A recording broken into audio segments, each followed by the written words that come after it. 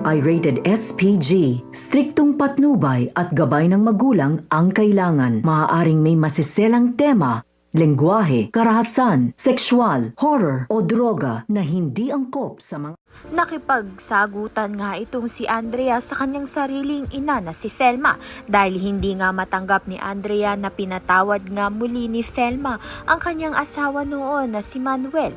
May natitira pang ang pagmamahal itong si Andrea para sa kanyang ama na si Manuel, subalit nababalot na nga lang ito ng galit at puot simula nga nang iwan nga sila noon ito ni Manuel.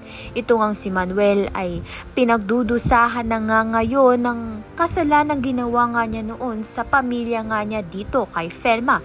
Ngayon ngay baldado na nga siya. Subalit hindi nga siya nagpatinag. Tinulungan nga siya nito ni Felma upang magsampa nga ng kaso dito nga kay Hazel.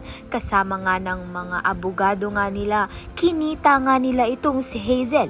Lingid nga sa kaalaman nito ni Hazel ay sasampahan na nga siya ng kaso nito ni Manuel at ni Felma dahil sumusobra na nga ang kanyang pagmamalupit kay Manuel at paninira nga sa negosyo ni Felma.